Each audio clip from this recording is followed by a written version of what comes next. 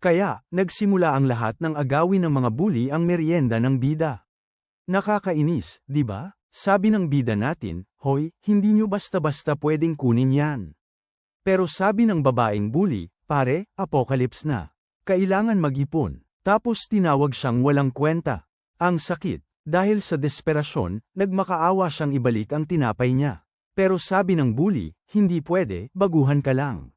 Sobrang kawawa. Ang sakit. Maya-maya, sabi ng isang bully, wala lang yang nakatira sa basement. Pwede lang siyang gamitin para umangat. Nasa lupa pa rin, sabi ng ating bida, pwede ko bang makuha na lang yung merienda ko? Sabi naman ng bully, hindi siya natutuwa. At tinapakan niya ang braso niya gamit ang kanyang clog. Sobrang bastos. Tiningnan niya siya pababa at sinabi, talunan ka, nangangarap ng mayaman. Tapos sinabi niya ang kanyang pakay. Oo, piliin mo ang kapatid ko.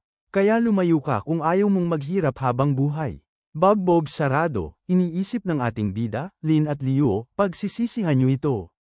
Tapos biglang, lumitaw ang screen ng online game, na nagsasabing marami na siyang puntos para mag-higanti. Oras na para magbayad. Nagulat siya, at natanto na totoo itong sistemang ito. Pero sabi niya sa sarili, sobra na akong napahiya, at ngayon gusto pa ng sistemang ito na manatili akong ganito. Parang sinasabi ng sistema, pwede kang gumanti, at ang galit nila ay nagiging credits, 100 beses pa. Pagkabasa niya nito, ganado siya sa malaking bonus. Determinado, sabi niya, babawi ako sa lahat ng nang-insulto sa akin. Tapos may lumapit na babae, nagtatanong kung bakit nakaupo lang siya doon. Inis, sabi ng kulay kahel ang buhok, hindi mo pwedeng dayin ang sugat gamit ang ketchup.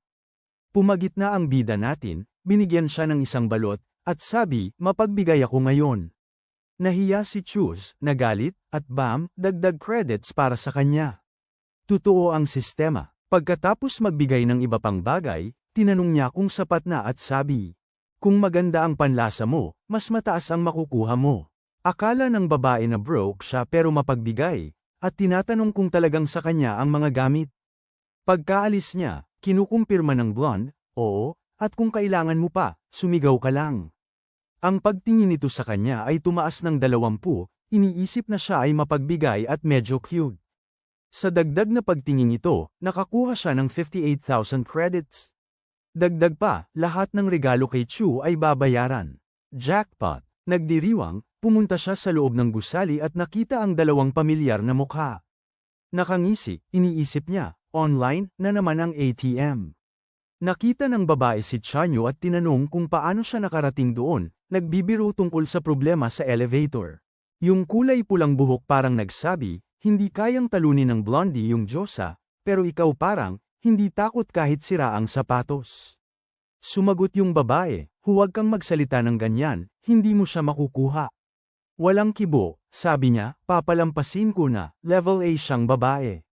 Umabot sa level 78 ang galit ni Leo. Tapos, dumating si Chu Yao. Namula yung lalaki natin kasi lumipat siya para lang makilala siya, at gumana nga. Pagkakita sa Diyosa, sinubukan ng pulang buhok na magpakilala, pero pumunta siya sa blondie, tinatanong bakit hindi siya nito sinipot. Yung bully parang nagtataka, paano nakilala ng batang ito si Chu? Inimbita siya ng bida na kumuha ng mga gamit, pero sabi niya sobrang taas na ng mga presyo ngayon. Nagmula sa 8 yuan ang tinapay, umakyat sa 160, 20 beses ang itinaas. Sa likod, sumingit yung goth na babae, aminin mo nang broke ka, tigilan mo na yang pagpapanggap. Ipinagmamalaki ng blonde yung mga gamit niya, sabi niya, kung kailangan mo pa, magtanong ka lang. Mapanganib sa labas, nagngingit-ngit yung goth na babae, tinatanong kung paano siya nagkaroon ng ganong karaming pagkain. Sobrang galit niya, umabot sa 113. Okay. Humanda na kayo sa napakagulong mangyayari. Kaya yung mga lalaki, pare, napakagaling niya sa radiology pero hindi man lang makipagtalo kung ano ang tama. Yung babae, sobrang inis, sumagot, talunan. Paano mo ako nagawang ipahiya ng ganyan? Si Chu, walang kana o anumang reaksyon, sinabi sa blonde na sa bahay niya muna siya titira, dahil kailangan niya ng tagapagbantay. Sabi naman ng system, pare, nakakuha siya ng mahigit 200,000 credits mula sa lahat ng kaguluhang ito. Ang babae, gulat na gulat, nagtanong kung mayroon siyang magic food trick, pero iniwasan lang niya ang tanong. Pasulyap, nagtataka siya kung bakit kalmado siya kamakailan, hinalang may binabalak. Nadulas si Chu, pero sabi niya, magluto na tayo, gutom na ako. Napangisi ang Diyosa ng kagandahan, nakikita na nilalabanan ng lalaki ang kanyang ganda, kaya mas nakakaintriga siya. Pero ang totoo, nasa kusina siya, nakahinga ng maluwag na naitago niya ang kanyang tunay na nararamdaman. Biglang sumigaw ang TV tungkol sa matinding lamig, kasama ng malalakas na hangin at ulan.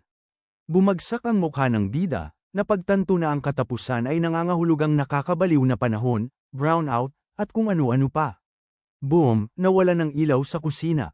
Sabi ni Chu, bakit nawala ng kuryente ngayon? Wala pa nga yung matinding lamig. Isang malakas na katok sa pinto ang bumasag sa katahimikan, nagsasabing inspection daw ng kapitbahayan. Sa loob, sinabi ng pulang buhok na babae na maghintay sila. Iniisip ng lalaki sa tabi niya na kakaiba ito, dahil kakatapos lang ng inspeksyon noong isang buwan. Akala niya dahil ito sa problema sa tubig at kuryente, pero hindi naniniwala ang pangunahing lalaki. Tumataas ang antas ng kanyang pagkabigo. Saka, kung tungkol sa tubig o kuryente, dapat ang mga namamahala sa ari-arian ang umasikaso nito. Hindi mapalagay, dumampot ang lalaki ng kutsilyo, itinago sa likod niya, iniisip na baka patibong ito.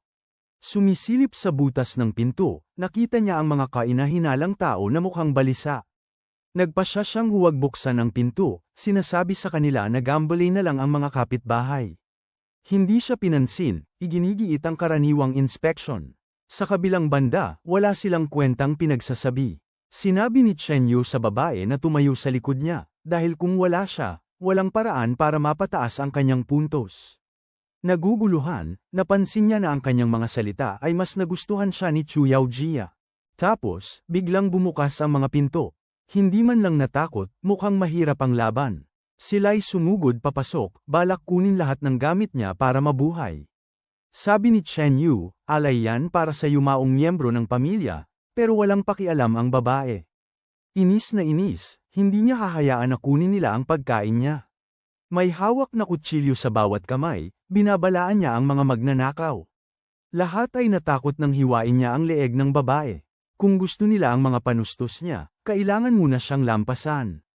Natataranta, hinawakan ng mga lalaki ang kanilang mga kutsilyo, handang ipagtanggol ang sarili. Nakangisi, inalok ng binata ang awa, pinayagan silang umalis na may isang bag ng pagkain. Sa pagkakita sa sitwasyon, nagpasya silang tanggapin ang alok. Kinukuha ang mga gamit, sinabihan nila siya na alamin ang kanyang lugar sa panahon ng kaguluhan. Pagtalikod, umalis sila, sabik na makakuha ng pagkain. Pero nagbibiro lang si Chen Yu, ayaw niyang ipakuha ang kanyang pagkain. Sinugod niya ang isa sa mga nagnanakaw mula sa likod. Nakita ang kanyang kilos, ipinagtanggol ng isa ang sarili gamit ang kutsilyo. Sa tabi niya, natataranta ang babae habang pinaglalaroan niya ang eksena. Hawak ang kutsilyo, sinasabi ng lalaki na sa kanya ang lahat ng pagkain. Gamit ang kanyang kapangyarihan, sinabi ng pangunahing tauhan na kaya niyang lumikha ng pagkain mula sa wala. Nang makita ang tanga na nagpabeya, agad siyang sumugod. Sa sandaling na yon, pinabagsak niya ang huling banta. Habang sumisigaw si Qiu Yaojia, nagbiro siya na itago na lang niya yon para sa ibang pagkakataon, na nagbigay sa kanya ng bagong puntos. Sa pagtingin sa sistema, nakita niyang mayroon lamang siyang pagkain at mga pangunahing pangangailangan para sa babae. Hindi nababahala si Chen Yu sa pagpatay sa mga taong yun sa komite, nagpaplanong ibaon sila sa hardin ng komunidad. Ngunit nasira ang kanyang plano dahil may ilang tao sa may pintuan. Hindi umaatres, nagbanta si Chen Yu na sosolohin niya silang lahat. Nakita ni Liu Yi kung gaano siya kabaliw, sinasabing tatawag siya ng pulis. Humakbang ang pangunahing lalaki, sinipa ang lalaki sa maselang parte. Bilang magkakapitbahay sa panahon ng pahamak, naisip nilang ang pagtutulungan ang pinakamagandang paraan. Pero gustong-gusto ni Chen Yu na makita ang mundo na nagugunaw. Nagngingit-ngit ang dalaga nang mapagtanto niyang hindi siya nagbabahagi ng merienda. Kung may gustong makuha si Liu Yi, kailangan niyang magmakaawa o makipagpalitan. Sawa na ang lahat sa walang katapusang drama. Bigla na lang, sinimulan silang atakihin ng mga gwardya. Handa nang makipagbakbakan si Qiu Yaojia, gamit ang kanyang mataas na takong. Pinaluhod ni Chen Yu ang dalawang tauhan at sumugod sa huling dalawa. Tinawag niyang basura ang takot na pares habang tinitingnan sila mula ulo hanggang paa. Palihim na inabot ni Lin ang isang plorera. Naiinis, nagbanta siyang papatumbahin ang tanga at lumapit.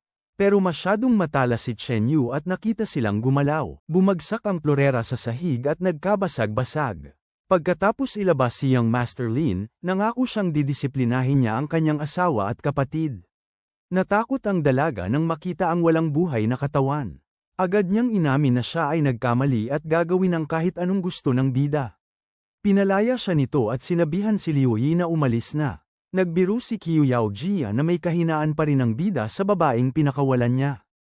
Ang iba pang mga bangkay, itinapon sa labas ng bintana, bilang babala na lumayo. Dahil sa malamig na panahon, naka-duty si Wei's bro noong gabing yon.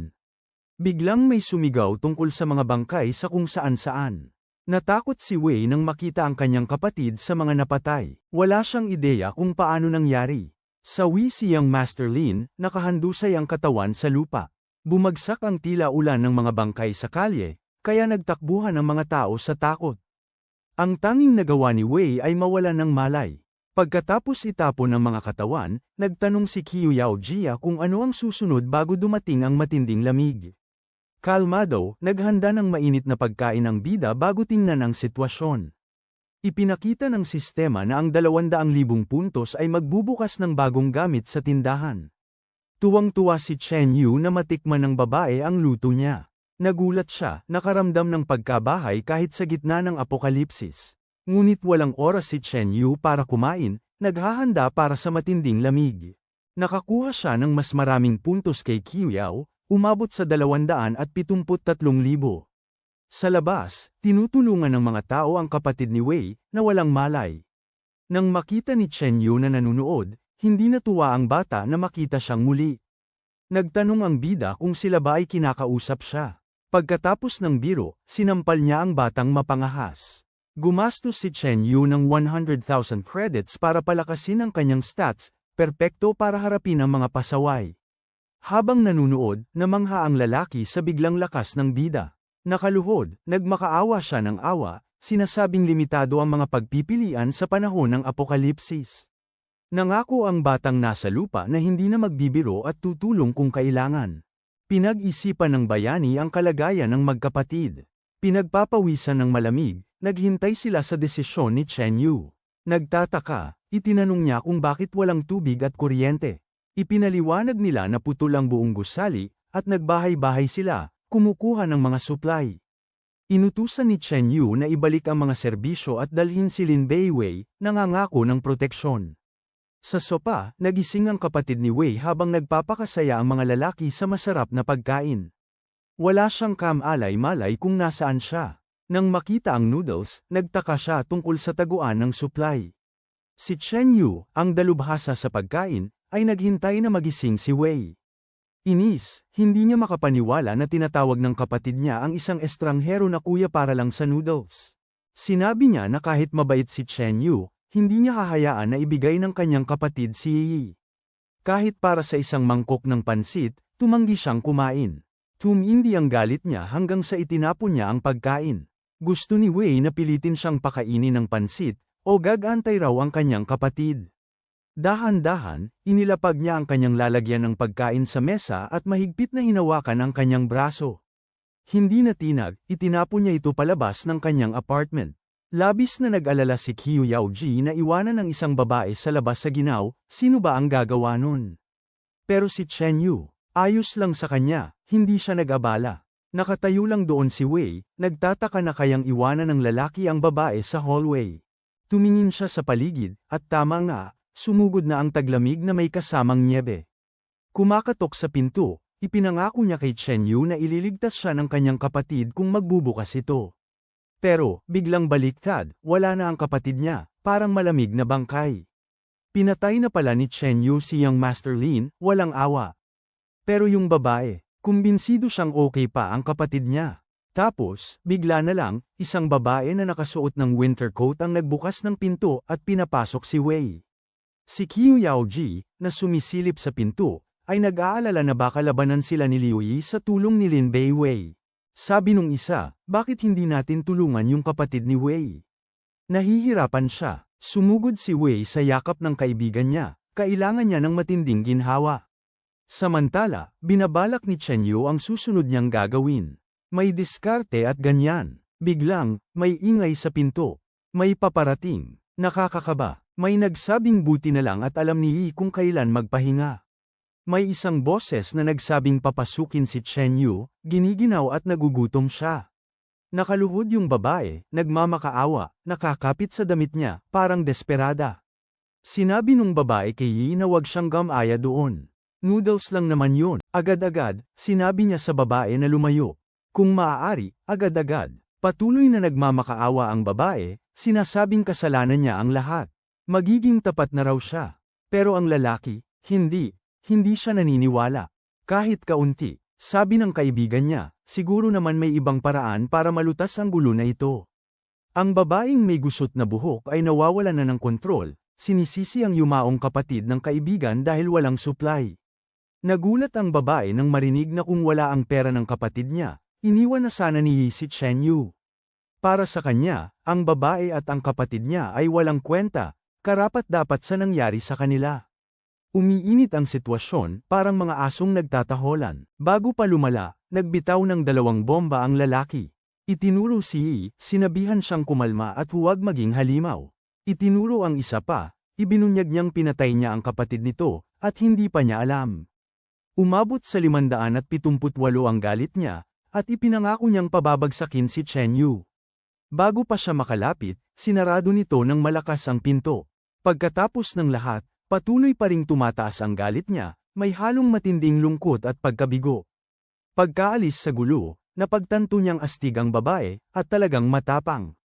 Nakakuha siya ng 2,272 puntos ng galit, at ngayon ay masayang may mahigit 400k na kredito.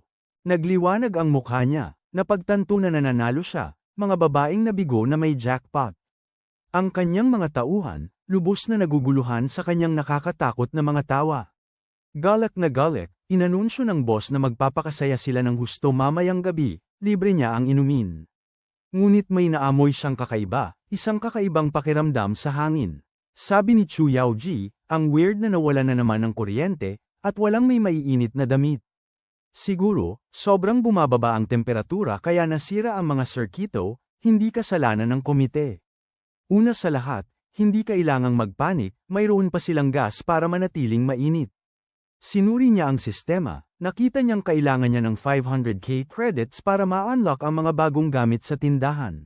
Nang makita ang malalaking numero, naisip niya na ang babae ay nagluloko dahil hindi bumili ng maiinit na damit noong tag-init. Umakyat ang galit ni Chu Yaoji, napagtanto na ang boss ay nagrereklamo tungkol sa kanya. Dagdag pa sa galit niya, sinabihan siyang tumigil sa pagdadakdak.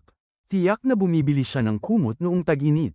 Iniisip na tumalab ang lamig sa ulo niya, ang crew ay nanunood, medyo natatakot.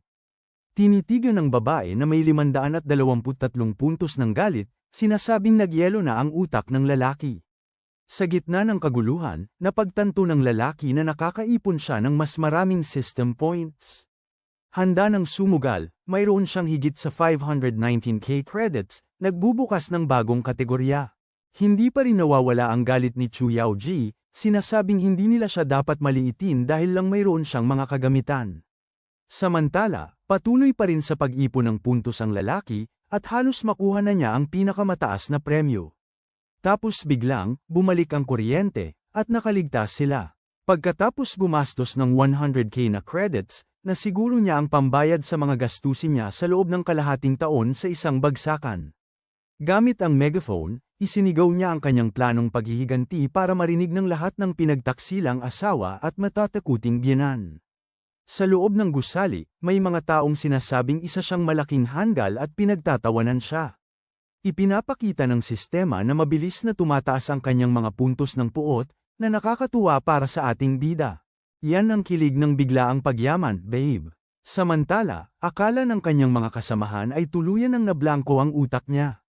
Pagtingin sa sistema, umabot sa nakakamanghang 836,700 ang kanyang mga credits. Akala ng tatlo ay nasaraan na ng bait ang boss at binabantayan ang bawat galaw niya. Balewala sa lahat ng tanong, sinabi niyang matulog ng maaga ang lahat. Walang ideya si Chu Yaoji kung ano ang pinagsasabi ng kanyang Chen Yu. Samantala, may mga boses na nagsasabi sa Unit 701 na umalis na. Akala nila ay katapusan na nila, nawalan na ng pag-asa. Pero alam ng bida ang lahat ng paraan at hindi nag-aalala. Naguguluhan, akala ng kanyang mga kaibigan ay nabago na ang isip niya. Sa labas, hinamon sila ng isang babae na buksan ang pinto, nagbanta na sisirain niya ang kanilang kuryente. Iyon ay si Sun Shiner, ang sikat na internet celeb. Nang makilala ang boses, ang bayani sa pintuan ay bumait bigla. Naiinis, sinabihan nila siyang itigil ang kalokohan, sa lalong madaling panahon. Pero hindi natinag ang lalaki sa kanyang mga ginawa o sa gulo na kanyang idinulot.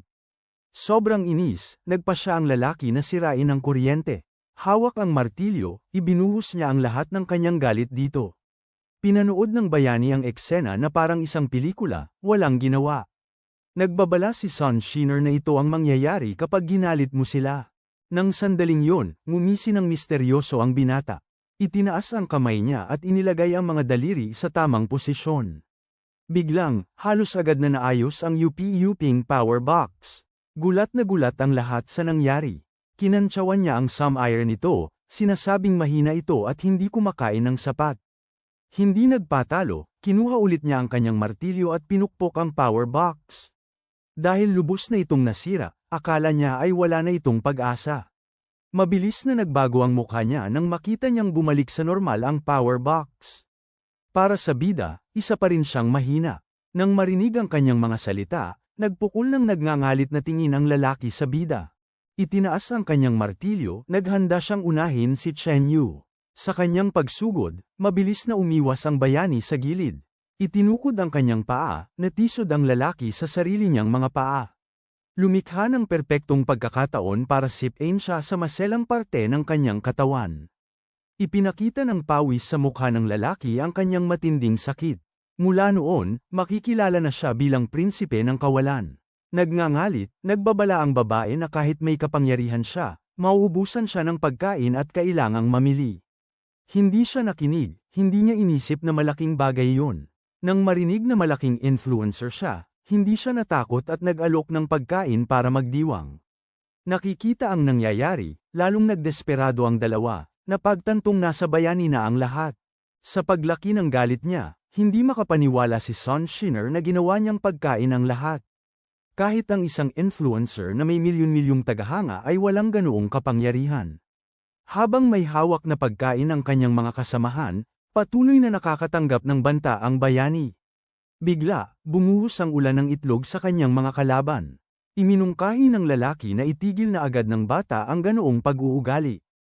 Hindi siya pinansin, dumampot siya ng mangkok at pinaltok siya sa ulo. Nawalan ng balanse, nadulas siya at bumagsak sa kanyang puwitan.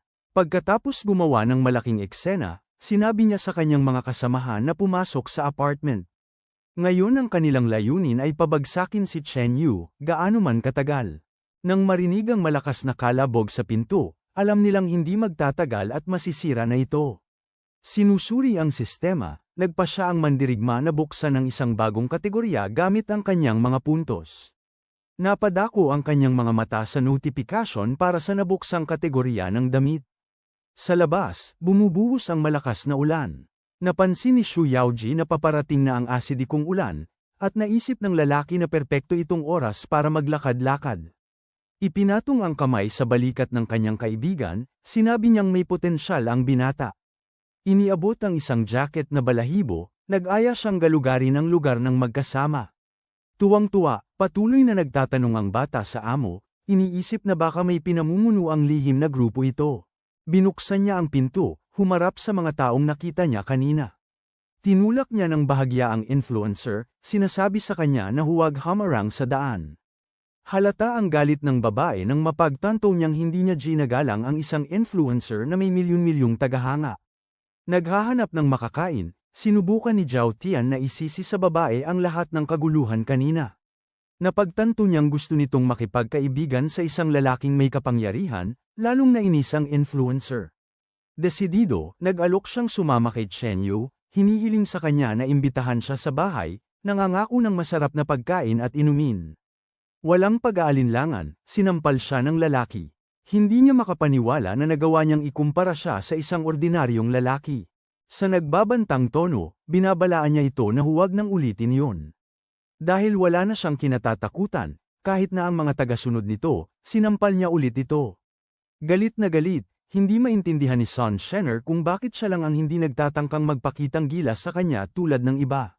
Samantala, sinusubukan ni Zhao Tian na ipakita na lubos siyang tapat sa bago niyang kaibigan.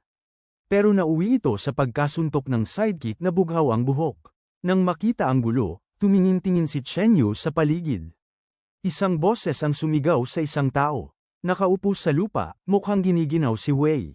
Ipinatong sa kanya ng binatang lalaki ang kanyang jacket na may balahibo, nakikinig sa kanyang pakiusap na tulungan siya. Habang inaalo ng binata ang dalaga, sinabi ni Chen Yu na titingnan niya ang labas. Sira na ang lahat sa paligid dahil sa asido na ulan. Basura na ang mga halaman at sasakyan, pero kailangan kunin ng bida ang isang pakete sa lugar ng padala. Habang naglalakad siya sa mga kalye, tinawag siya ng isang babaeng nakasandal sa pader. Determinado siya, hindi siya mahuhulog sa bitag na yon. Sa pagiging mapang-akit, nagpasya siyang magkwento tungkol sa klaseng problema ang dalaga para sa kanya. Sa sandaling yon, isang matalim na kutsilyo ang itinutok sa kanyang leeg.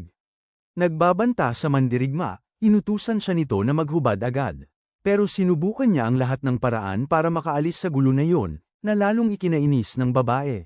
Tinitingnan ang kanyang mukha, sinabi niya na kakaiba talaga siya. Mahigpit na hawak ang kanyang kutsilyo, patuloy niya itong binabantaan, sinasabing tatapusin niya ito kapag hindi nito ginawa ang kanyang sinasabi. Hindi nagpapakita ng takot, nagsimula itong maghubad ng kanyang jacket. Galit, sinabi niya na kung wala itong maitutulong, hindi man lang ito pwedeng kausapin siya. Ngumingisi, sinubukan ni Chen Yu na lalo siyang inisin. Bigla, napansin niya ang kakaiba sa kanyang mga kamay. Kinuha ng lalaki ang kanyang mga damit at sinabi sa kanya na kausapin ulit siya kapag natuto siyang humingi ng maayos.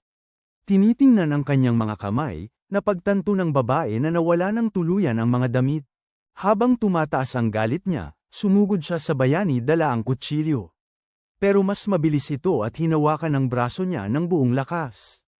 Itinulak siya nito sa pader na ladrilyo. Hawak ang braso niya, sinabi nitong hindi siya karapat-dapat.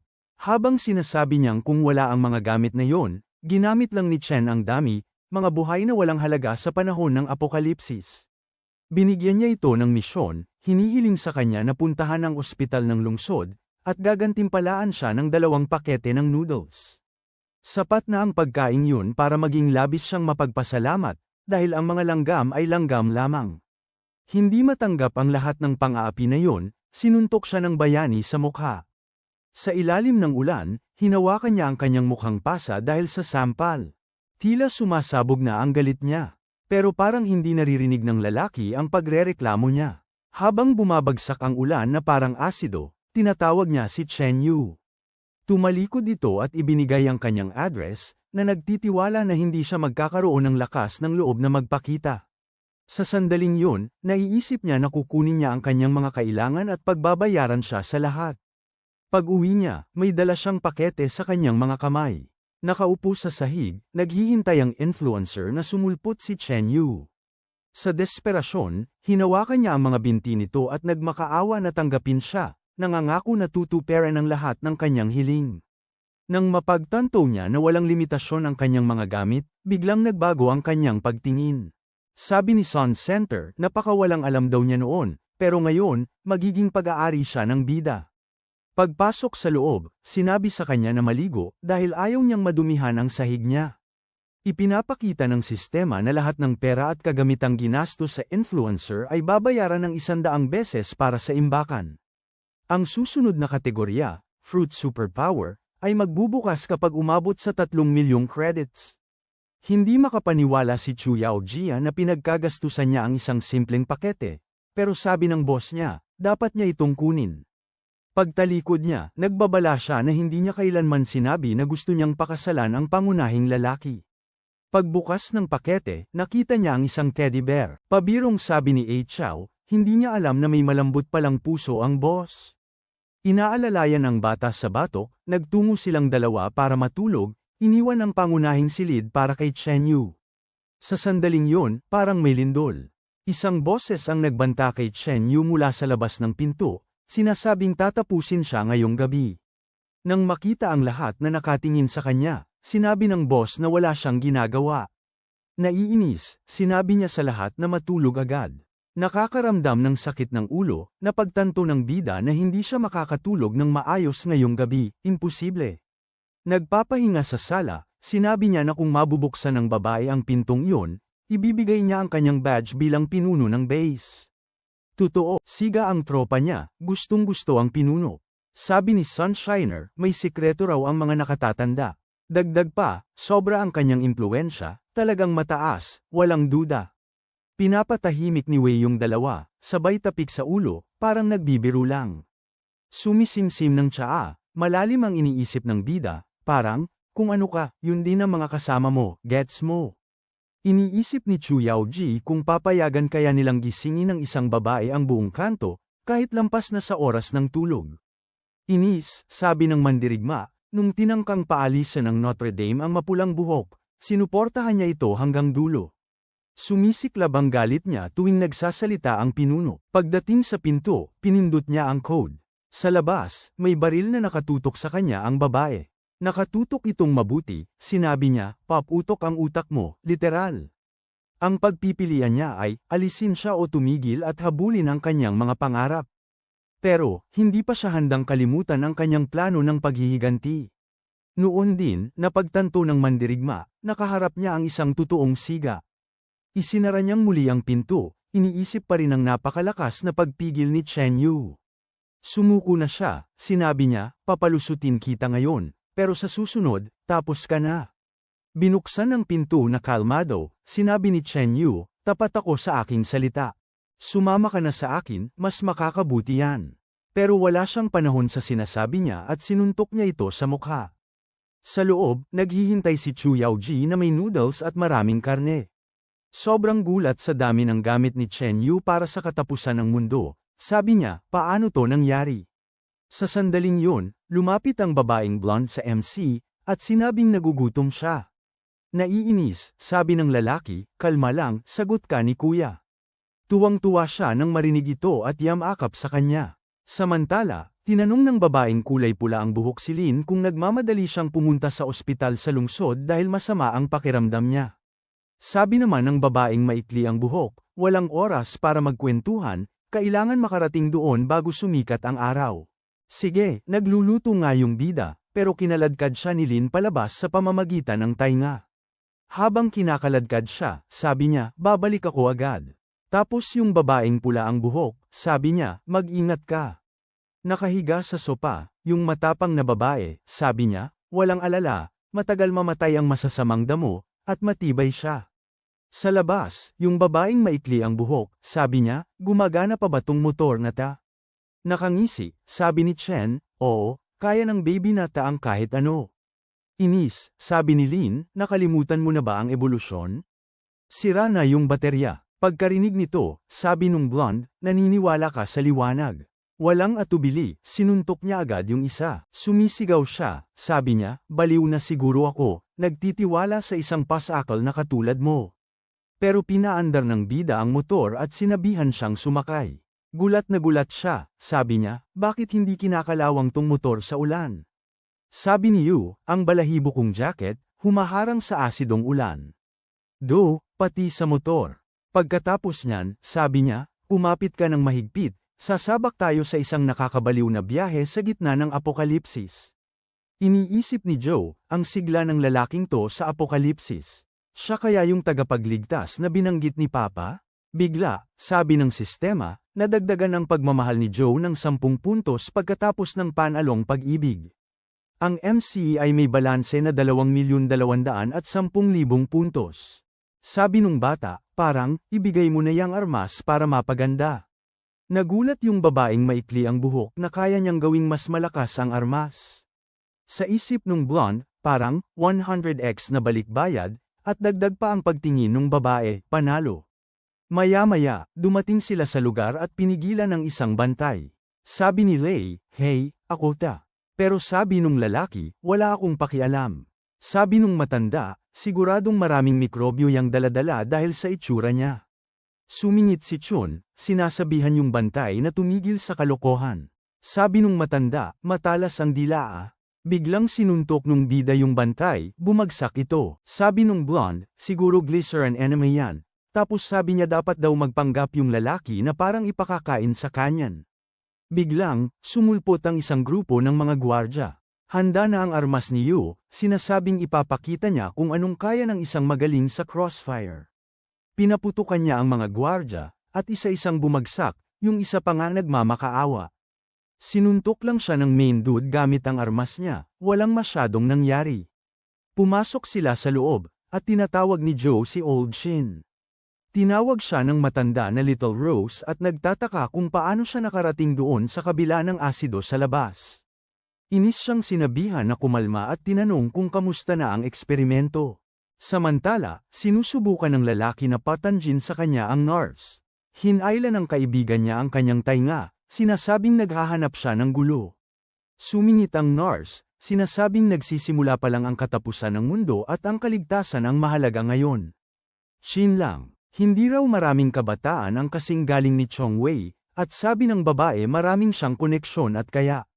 Sumingit ang blonde, nagtatanong kung ginto ba ang basurang yun, at nagtataka ang nurse kung naiinggit siya.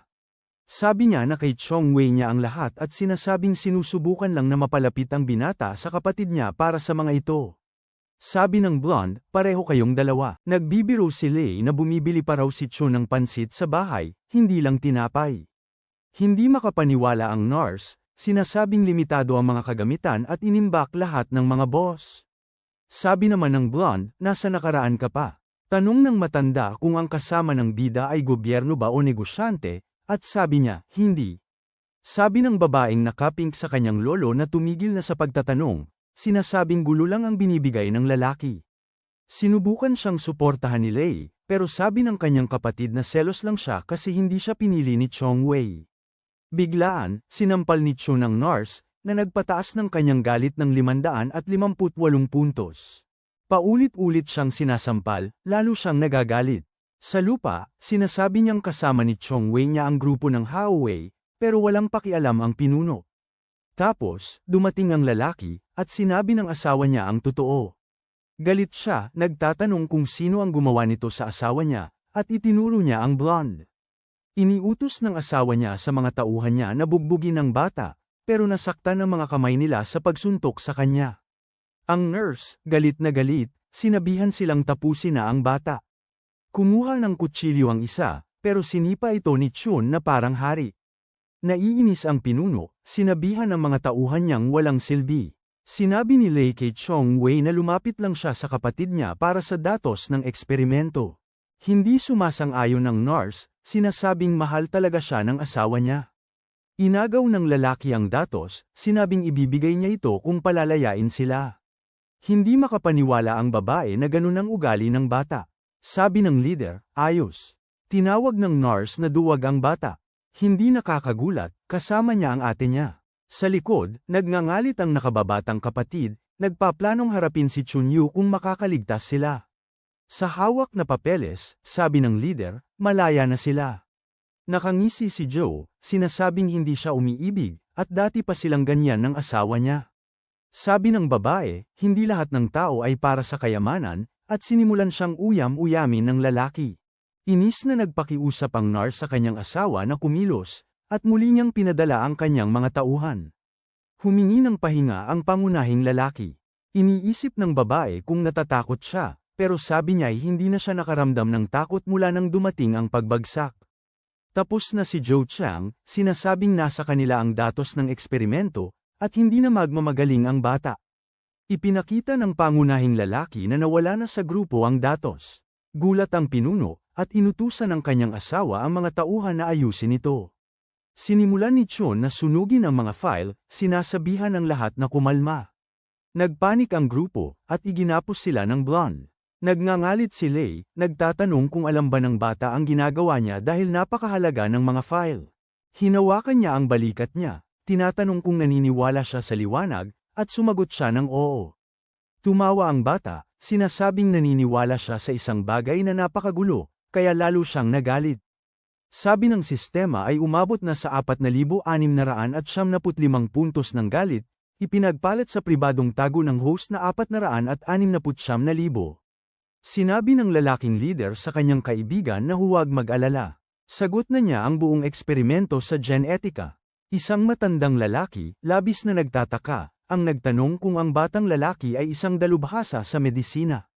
Habang nakatali, sinimulan ng nurse na pintasan ang tanong ng matanda, sinasabing siya at ang kanyang asawa ay maaaring nakapagpasa ng teknolohiyang ito. Dumating ang MC, sinasabi sa babae na huwag magpadala sa bugso ng damdamin dahil lang nagluloko ang utak niya. Nagalit ang babae, pero nagbiro ang lalaki na bakanado siya laban sa rabies kaya hindi siya natatakot. Tuloy ang pang-aasar, sinabi ni Chen na mahina ang kanyang pag-iisip at madaling magalit. Pinapatunayan ito, lalo siyang nagagalit. Sa isip ni Joe, babagsakin ko ang bata pagdating ng grupo ni Hao Ye. Samantala, sa apartment, nagtanong ang blonde kung kulang sa tulog si Kyu. Sagot ng kulay pulang buhok, oo, hindi ako makatulog. At sinabi ni Zinner na huwag mag-alala. Gumamit si Chen ng halimaw. Bigla na lang, tumakbo siyaw palabas ng bahay at nawala. Kasabay nito, sa lab, nagtanong si Chen kung kaya ba talagang baguhin ng bata ang genes, at sinagot lang siya nito na, relax lang. Tapos sabi ng bata, oras na ng almusal, at biglang, naglitawan ang mga gamit kahit saan. Napanganga ang nurse, nagtataka kung paano, dahil nakakandado ang lahat ng supply. Para makaligtas, sinabi ng leader na, gagawin ko ang kahit anong gusto ng bata. Sumingit ang nurse, sabi niya handa rin siyang gawin ang lahat. Ipinagyabang niya na mas marami siyang kayang gawin kaysa sa kapatid niya, at sabi ng MC, patunayan mo. Sumabat si Lei, sabi niya sa blonde na huwag makipaglokohan dahil banta pa rin si Chin Wei. Nakangising sinabi ni Chen na huwag mag-alala. Dudurugin daw nila ang mga pesteng ito sa isang bagsak. Tumutol ang babae, sinasabing ang batang master ng grupo ng Hao Ye ay isang propesyonal sa martial arts at mapanganib. Biglang may sumigaw, hinihingi ang genetic data o katapusan na raw ng ospital.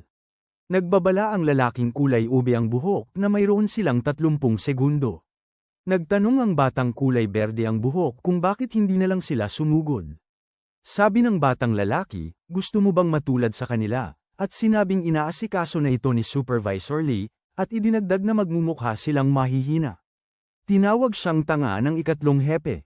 Habang nanunood sa bintana, sinabi ni Lei na naroon si Xiaobai at pipigilan sila. Ang MC, kakain daw muna siya.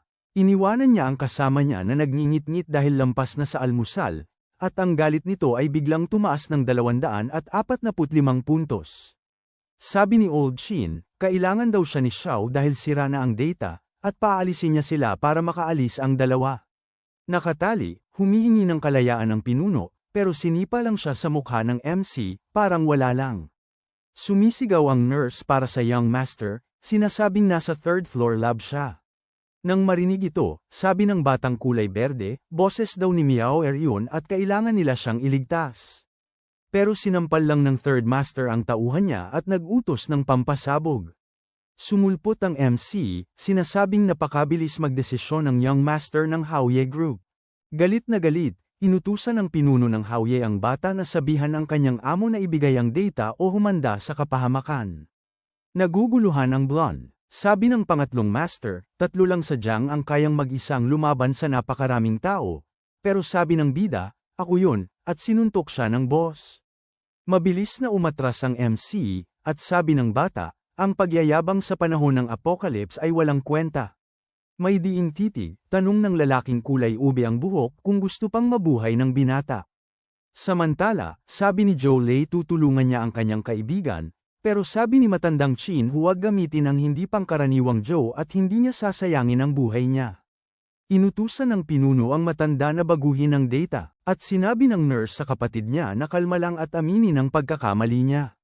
Nagtanong ang babae kung magugustuhan siya ni Xiaobaya, at sinabi niya na oo. Nakangiting sinabi ng nurse na umaabot hanggang Shengjing ang mga manliligaw sa kanya. Ang sabi lang ng babae ay mababa ang pamantayan ng babae, kaya nagalit siya.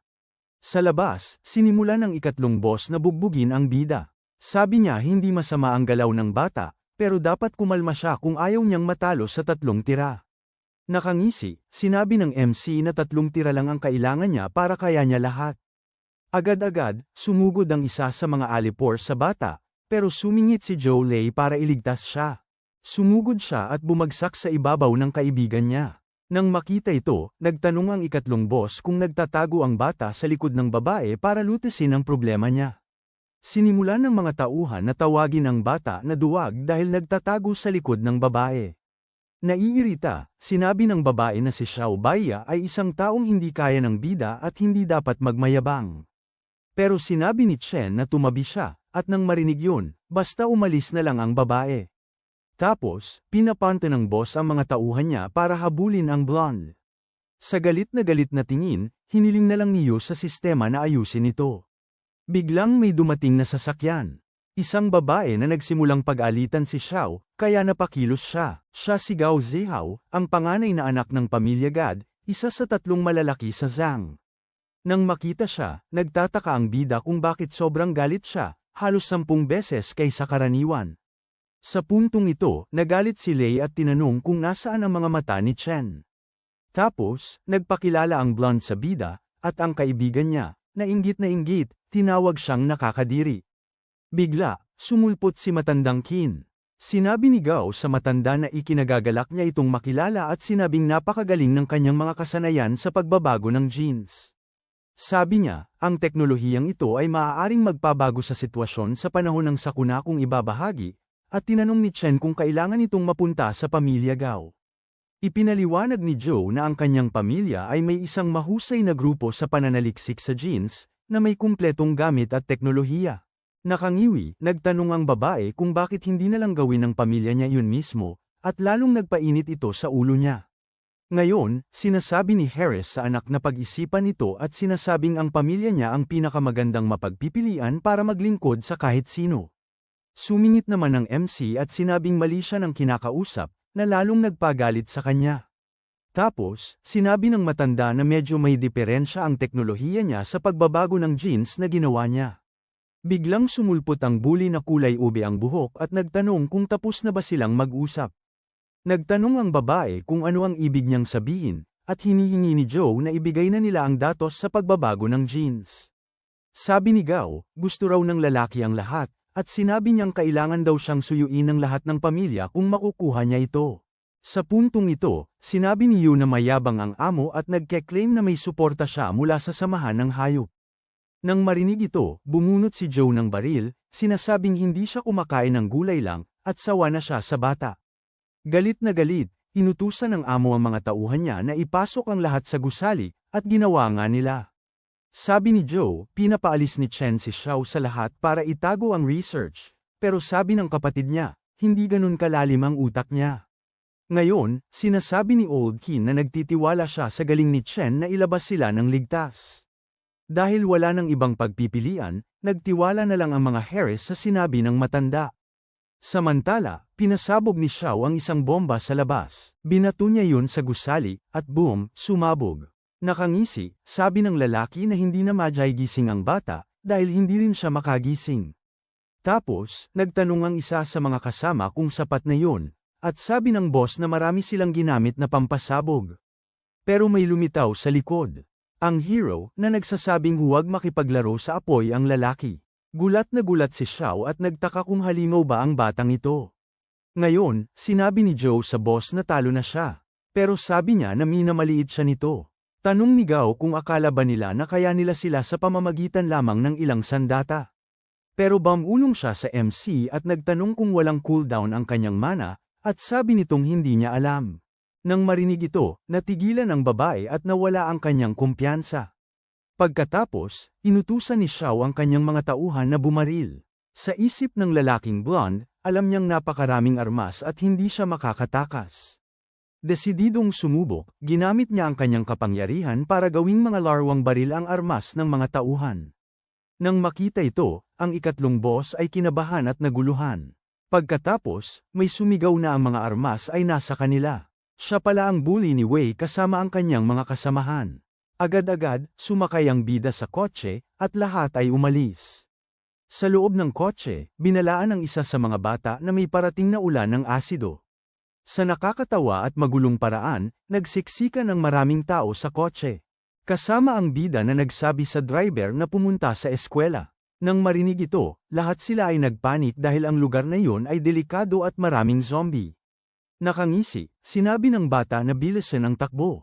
Ang babaeng blonde, na sobrang inis, ay nagsabing iyon ay isang level, isang mapanganib na lugar, at kung gusto niyang makagat, dapat siyang mag-isa.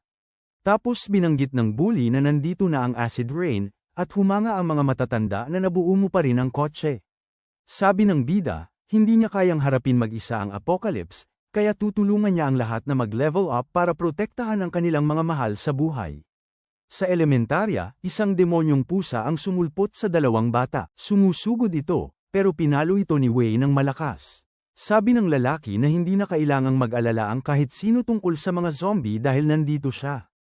Tanong ni Chen kung ano ang kapangyarihan ng siga, at nagbiro siya na hindi siya matatalo sa Hollen.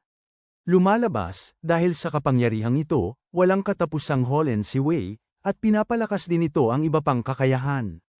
Tanong ng isang bata kung nandito siya para iligtas sila, at sinabi niya na oo, basta makikinig ang bata. Tapos tinanong ng siga kung nakita na niya ang batang nagngangalang Chen Yuqing mula sa unang klase, 3 taon, at sabi ng bata na hindi. Biglang may sumisigaw, at sabi ng babae na titingnan niya ito. Sinipa niya ang pinto para bumukas, gumawa ng magarbo na pagpasok, pero isa lang palang kalbong bata na nagpapapansin sa babae, iniinis ang kanyang kaibigan. Pagkatapos, tinanong ng dating bully si Chen Yuqing. Sabi ng guro, natigil sila mula nang magkagulo ang mundo, at matagal nang walang tao sa kantina. Ipinaliwanag niya na may mga tao at parang zombie na nilalang ang sumugod doon kaninang umaga, ginulo ang eskwelahan. Matapos malaman ang nangyari, umalis agad ang bully at sinabi kay Chow na magbantay.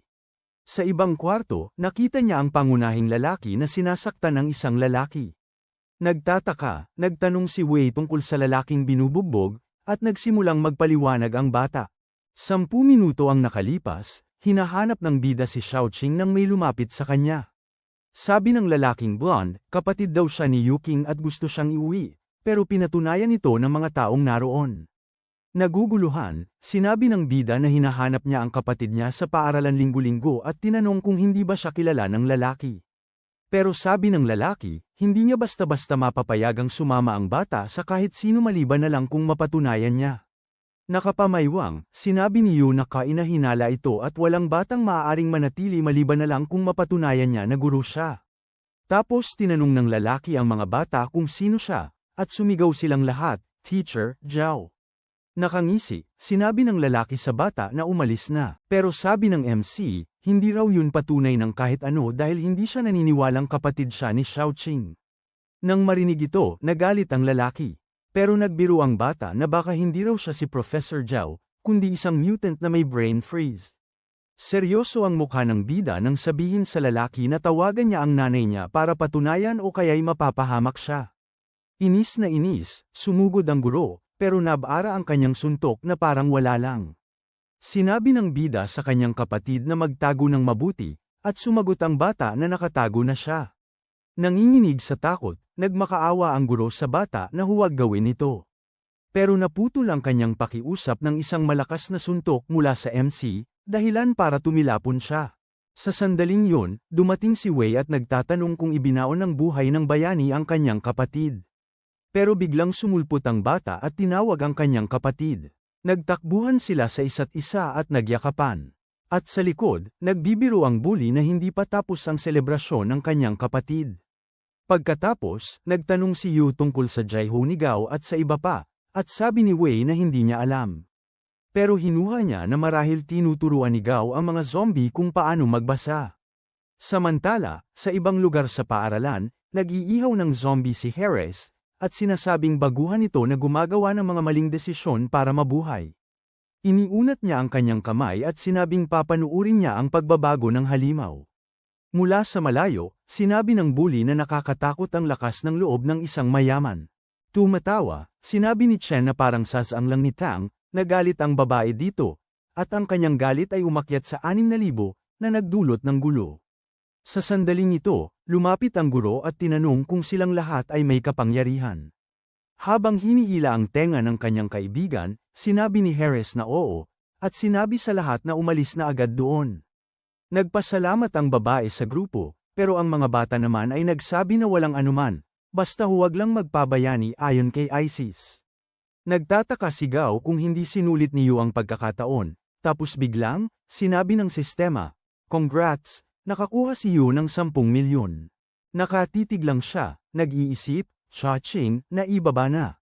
Tapos, nakuha ng babaeng may salamin, pero nagpapasalamat pa rin siya sa tulong nila. Sabi ng isa sa mga kasamahan, di ba dapat nating alagaan ang mga bata? Pero sabi ng MC, pare, ang daming kindergarten dyan. Sumang-ayon si Harris, sabi niya delikado pagkatapos ng dilim, at nagmungkahi ang kalbong lalaki na bigyan ng prutas ang titser. Tapos, sabi ng bully, tumahimik kayong lahat, at nakatingin lang ang blonde, iniisip niya kakaiba talaga itong lalaking ito.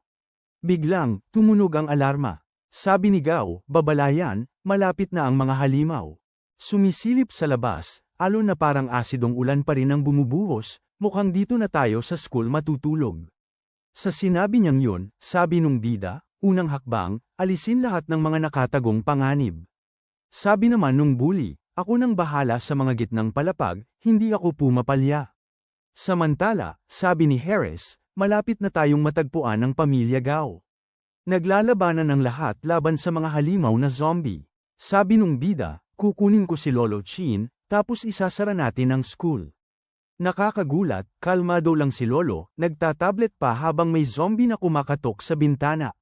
Sumugod ang bida, pinabagsak ang zombie, walang kahirap-hirap. Lumabas, sabi, parang ang sigla ng bata, siguro ayos na ang problema sa eskwelahan.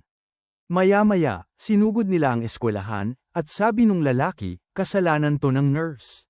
Lumapit yung nurse, sabi walang tao sa unang palapag, 5 bata lang ang nakaligtas. Nagtanong yung blonde kay Gao kung makakatakas sila, at sabi ni Harris, 30% lang ang posibilidad, at tuwang-tuwa yung hero. Nagalit yung babae, sabi niya, yun na ang pinakamaganda na mangyayari. Sabi nung bata, pinakamagaling ang kuya ko, naniniwala ako sa kanya. Kahit bata pa, sumisigaw-sigaw, huwag basta magtiwala, mahalaga ang buhay ng lahat. Yung kulay pulang buhok parang nagtanong, ano kaya ang tsansa nating mabuhay kung bumagsak tayo dito?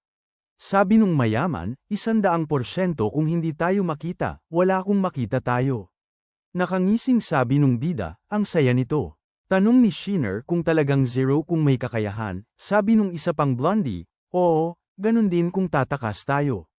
Sa narinig nito, stress yung halos kalbo. Tuwang-tuwa yung bida, nagtatanong kung anong mga halimaw ang nandito at kung ano ang kinakain nila. Umaasa si Shin, sabi ni Shin baka may plano siya, pero sabi ni Shin, wala. Pero sabi nung bata, baka may paraan. Iniisip niya kung ano ang susunod na kailangan i-unlock, sabi nung sistema, mga genetic mods, syempre. Naiinis si Lin, hinawakan siya, sabihin mo na, tapusin na ang suspense. Hawak ang kamay ng babae, ang bida ay parang, kalma lang, gagawa ako ng isang bagay na kahanga-hanga mamaya. Maya-maya, paglubog ng araw, naghanda ang lalaki ng isang piging. Pinagsisilbihan niya ang kanyang kaibig-ibig na kapatid ng may pag-iingat. Pagkatapos kumain, naghanda ang grupo para sa laban. Paglingon, sabi ng MC, nandito na ang mga VIP. Nagsisimulang sumugod ang mga zombie. Nalulungkot si Chin, hindi pa luto ang karne ko. At sabi ng kulay pula ang buhok, hindi tayo maaaring maghintay na lang na kainin tayo. Itinaas ni Chin ang kanyang kamay, kaya kung maghintay, hindi pa rin luto ang karne ko. Sabi nung matanda, tiwala ako kay Chen Yu, lulutuin niya ng tama yan. Nakangisi yung bata, sabi niya, salamat, may taste talaga si tanda. Pinaltok ng blonde yung ulo ng bata, sabihin mo na yung plano, walang may ekstrang buhay dito. Tinanong ng MC yung matanda kung gaano siya kabusog, at sabi ni Chin, mga 60% satisfied.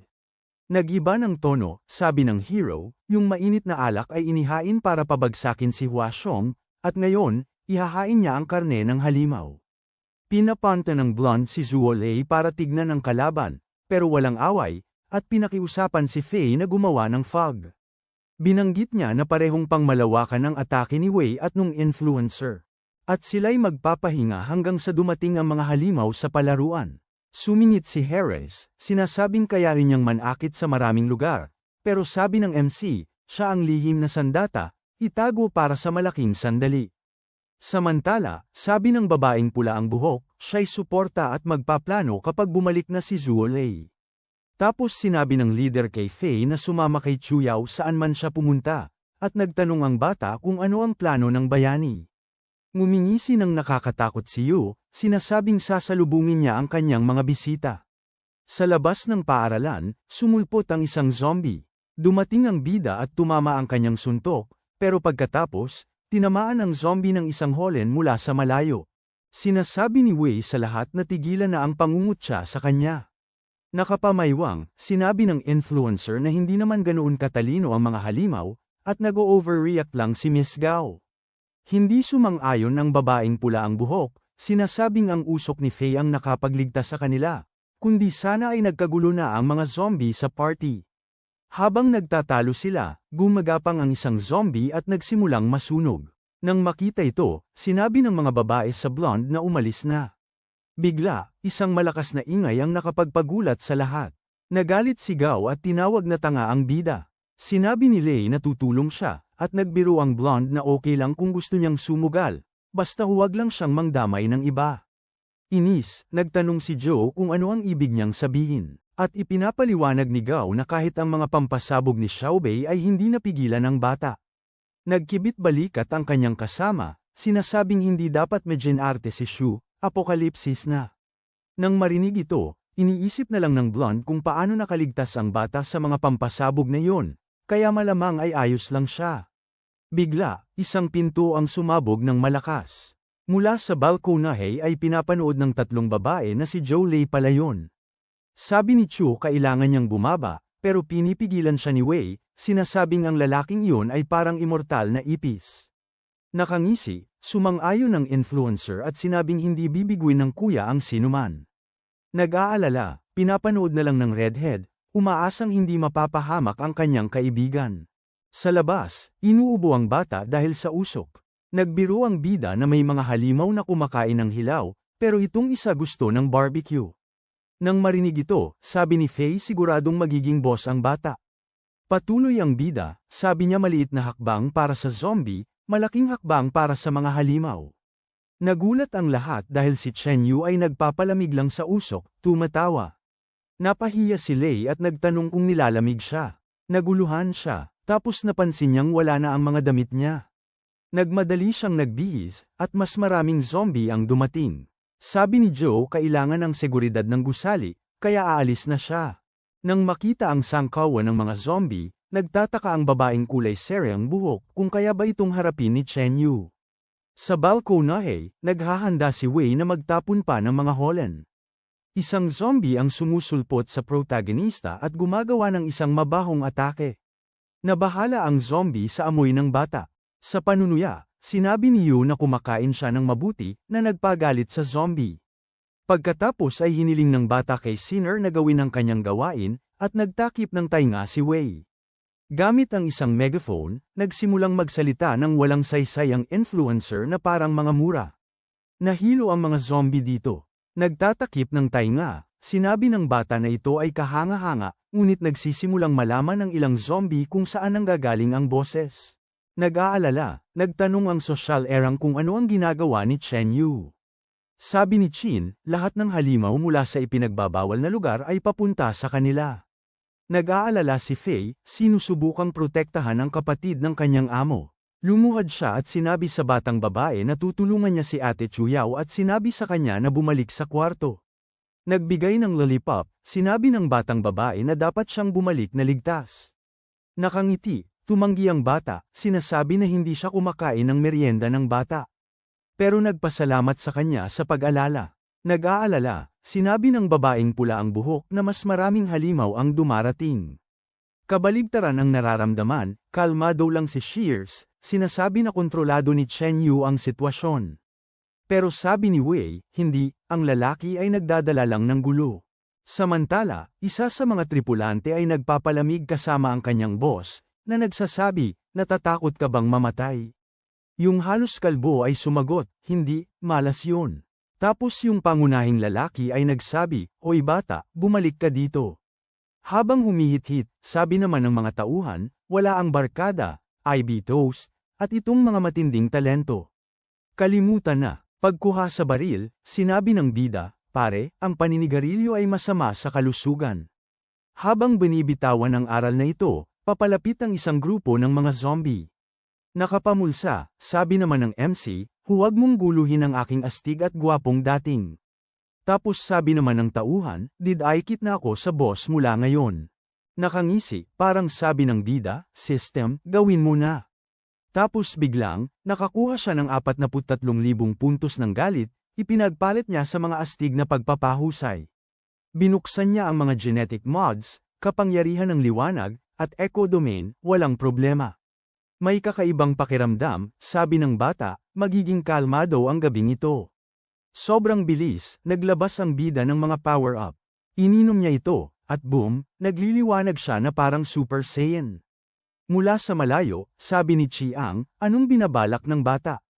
May matapang na tingin, sabi ng blonde, wala akong pakialam kung sino ang zombie dati. Tapos binato niya ng nakakaing marble ang halimaw sa abot ng kanyang makakaya. Seloso, bumibigat na parang, hoy, akin yan ah. Bigla, nagliyab ang mga kamao ng bida, at pinatamaan niya ng malakas na suntok ang isang zombie. Nagulat, parang tulala, wow, akin yun ah. Paglingon, sabi ni Yu, nakikita ko na ang mga kahinaan nila ngayon. Sumugod siya sa mga zombie, pinapatumba sila na parang wala lang. Nagtataka, sabi ni Yao, lahat ba ng kapangyarihan nasa kay Chen Yu? Bigla, sabi ni Lei, boss, ingat ka, may zombie na sumusugod. Pero umikot ang bata, binangga ito pabagsak habang pinapangaralan pa. Naiinis sa di patas na laban, naghahanda ang blonde para sa mas malaking atake. Sa isang suntok, pinapalipad niya ang mga zombie. Parang One Punch Man. Gulat na gulat si Zhao, sabi niya, ang lakas grabe. Sabi naman ni Wei, nagpapayabangan. At sabi naman ng mapulang buhok, hindi ko inasahan yun.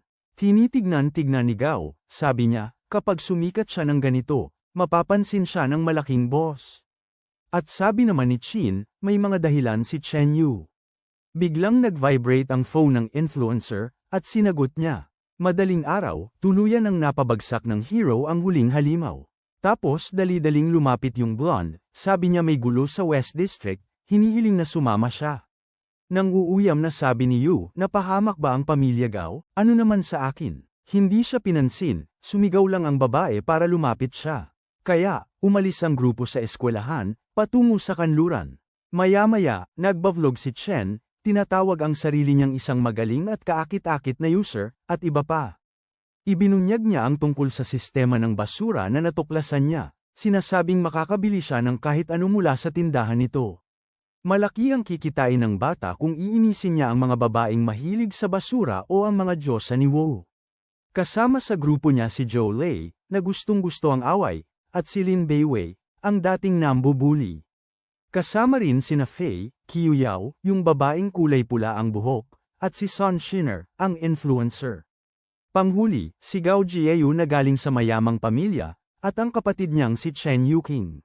Sige, sabi ni matandang Chin, oras na para umalis. Sabi naman ni Yu, ay oo nga pala, si matandang Chin, ang henyo sa genetics.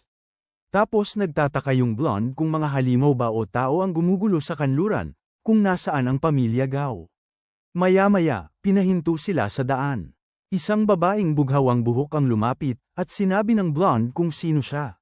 Sabi ni Major Zhang, may mga halimaw pa rin sa lungsod, kaya sasamahan ko ang dalaga pabalik para sa kaligtasan niya. Nilinaw niya ang daan, at sabi ni Gao, salamat. Bigla, lumabas ng sasakyan ng blonde, sinasabi sa lahat na kumapit. Naghihinala siya sa kabaitan, nagtatanong kung ipinapadala ba sila sa kapahamakan. Nalilito, parang nagtataka yung Major, sino daw tong batang to?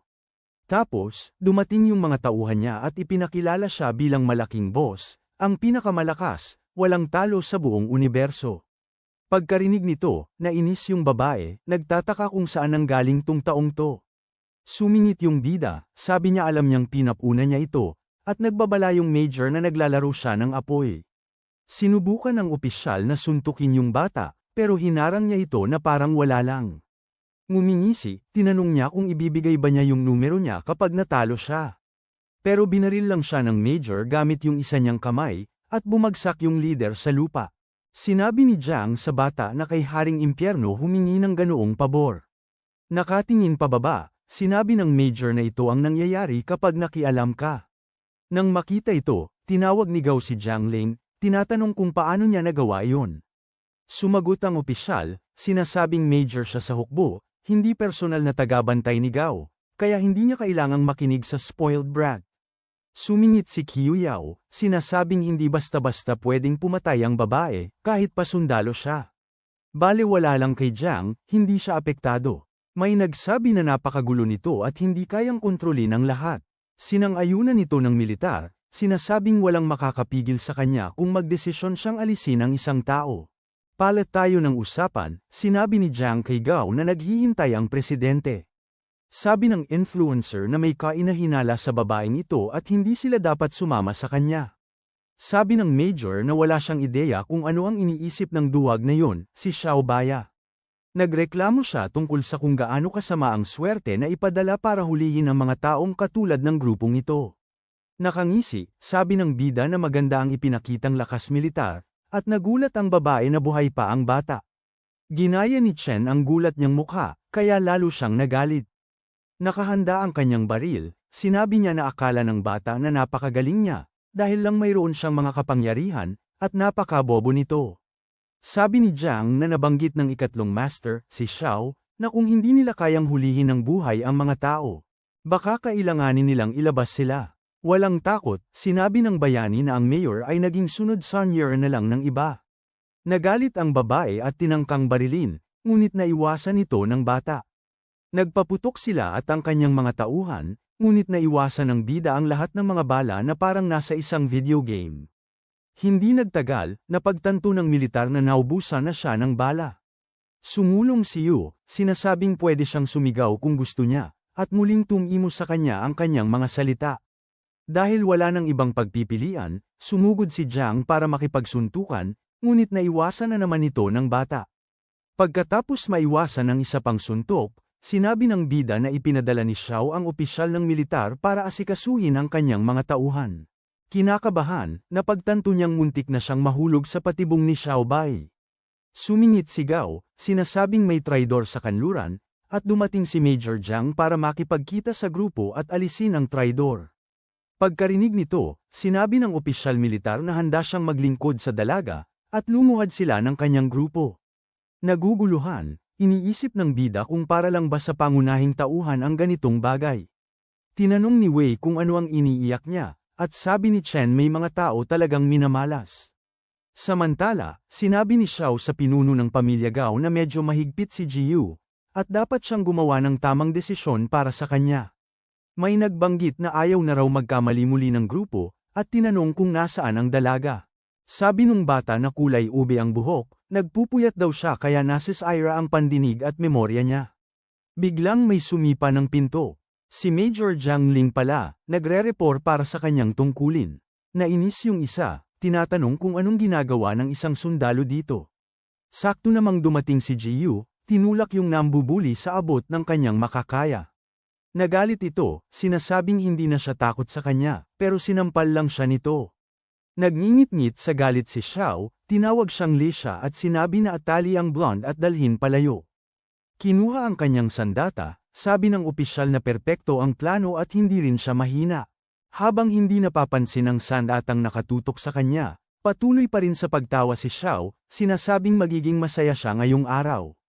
Ngunit napansin niya ang sandata at nagtanong kung bakit siya tinututukan ng baril ng Major. Sa likuran, dumating ang bida para muli siyang tuyain. Nang makita ang blondeng lalaki, minumura siya ni Bai Ye. Tinatawag siyang walang hiya at sinasabing pinagtaksilan siya ni Jiang Ling. Nakangisi, sinabi ng MC na pasensya na, nagpapanggap na mabait siya, hindi tulad ng mga nag-aakalang mabubuhay sila magpakailanman. Napagtanto agad ng bully na pinaparinggan siya, na ikinatuwa naman ng bayani. Bigla, bumulalas sa isang napakalakas at masamang halakhak ang kontrabida, Nagtatanong kung akala ba nila na sila lang ang may kapangyarihan. Si Gao, parang nagulat, sabi niya, wow, nakahanap ka pa ng ibang may kapangyarihan. Nakangisi, sinabi ni Xiao sa blonde na maging kasintahan niya, nangangako ng kaligtasan para sa kanyang pamilya. Sa isip ng bida, nagtatanong siya kung may iba pa bang may kapangyarihan? Ako lang ba ang may sistema? Tapos naisip niya na magpanggap, sinasabing siya lang ang makapagpapatubo ng mga bunga ng kakayahan, tinatanong kung nasira ba ang utak ng amo sa pagsabog. Kumagat ang bully, tumatawa, sinasabing tiyak na ninakaw ni Chen Yu ang mga bunga ng kakayahan at nagpapanggap lang na malakas. Ipinagyayabang niya na hahanap siya ng isang may kapangyarihan, para magkaroon ng iba't ibang kakayahan ang kanyang pamilya. Bumaba ang loob ng mga tripulante, na pagtantong nagyayabang lang pala ang siga tungkol sa mga bagay na hindi naman nangyari. Sumingit ang tatay ni Gao at tinanong ang anak tungkol sa lalaking blonde. Sabi niya si Chen Yu daw, isang delivery guy mula sa Jiangcheng. Pagkarinig nito, tumahimik ang tatay niya. Nagmatigas si Gao na nakita niyang gumamit ng kapangyarihan ng bata at nagkaroon ng kakayahan dahil sa kanya. Nagtanong ang lalaki, gustong malaman kung bakit ibibigay ang teknolohiya sa ordinaryong tao imbes sa kanilang mayamang pamilya. Sinubukan ng matanda na magpaliwanag, pero sabi ng lalaki, alisin na lang ang bata, isa siyang test subject. Sinubukan ni Jihao na makipagtalo, pero pinutol siya ng kanyang tatay, sinasabing hindi niya dapat kawan ang isang mababang uri. Iginiit ng babae na hindi yun, at naiinis ang kanyang tatay, tinatanong kung may gusto siya sa nagde-deliver. Itinatanggi ito ng blonde, sinasabi niyang naguguluhan pa rin siya. Dahil walang oras na dapat sayangin, sinabi ng lalaki na aalisin niya ang bata. Nagmamakaawa ang blonde kay Master Gao na huwag magpadalos-dalos. Ipinapaliwanag na lahat sila ay nasa iisang panig, ngunit hindi sumasang-ayon ang lalaki. Sabi ng pinuno ng pamilya, isa lamang delivery guy ang bata. Kahit may kapangyarihan, parang bulag na pasang naghahanap ng patay na daga. Sumasang-ayon si Jihao, sinasabing maaari silang umupa ng isa pang may kapangyarihan para suplen siya. Sa gulong ito, inutusan ng pinuno ng pamilya ang kanyang mga tauhan na alisin ang kapangyarihan ng bata at palayasin. Pero sumingit ang matanda, sinasabing hindi yun maaaring gawin ng pinuno. Nakikipagtalo, sinabi ng lalaki kay Chin na huwag mag-alala. Marami siyang maaaring subukan. Ipinaliwanag ng matanda na nagkakamali ang pinuno, ibinubunyag na hindi pa niya alam kung paano magkaroon ng kapangyarihan. Nang marinig ito, nagsimulang mag-isip ang pinuno ng pamilya. Sa totoo lang, sabi ni Chin, baka si Chen Yu lang ang makapagpatubo ng skill fruits. Lahat ay nagulat at natakot sa balitang ito. Sa paraang nagpapatawa, sinabi ni Yu na hindi siya maaaring sumali sa pamilya Gao bilang ordinaryong tao lang. Nagbago ang ihip ng hangin, nagsimulang tawagin ng pinuno ng pamilya ang bata na kanyang manugang, ikinahiya ng kanyang anak na babae. Tinawag ng isa sa mga tauhan ang blondo na bayaw na Chen, sinasabing isa na silang malaking pamilya ngayon. Nagbiro si Yu na napakataas ng pamantayan ng pamilya, kaya natatakot siyang bumagsak. Tiniyak naman sa kanya ng kanyang bagong bayaw na hindi siya babagsak, nangangakong susuportahan siya. Pero sinabi ng bida na hindi iyon sapat, nagpapahiwatig na isang lihim na henyo ang ulo ng pamilya.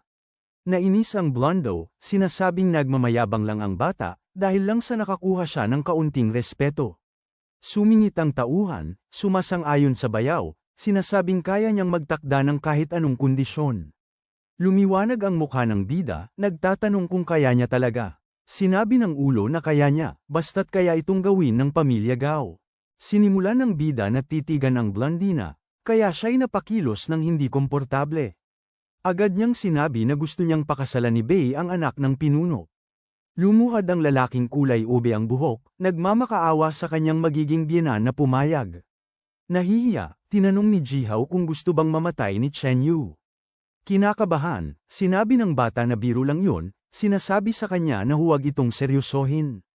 Dumiretso ang pinuno sa punto, tinatanong kung ano ang kailangan para sumali ang bida sa pamilya Gao. Walang labis, walang kulang. Sinabi ni Chen na ayaw niya sa sugal o droga, at dapat maintindihan yun ng boss. Nang marinig ito, tuwang-tuwa ang lalaki, parang nalaman niyang libre ang pizza.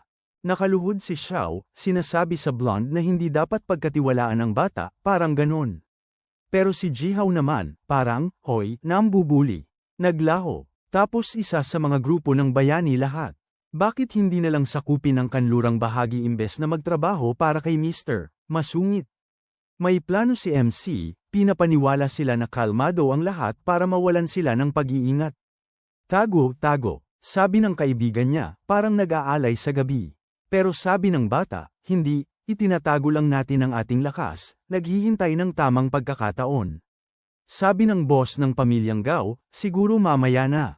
Pero sabi ni Chen, paano kung ngayon na? Sa sobrang dilim ng aura, parang damit ng goth, sabi ng bata, gusto ko ang pwesto ng matanda. Narinig ito, biglang nagulat ang lalaki, parang, talaga bang sinabi mo yan? Agad-agad, sinabihan ng bata na bastos.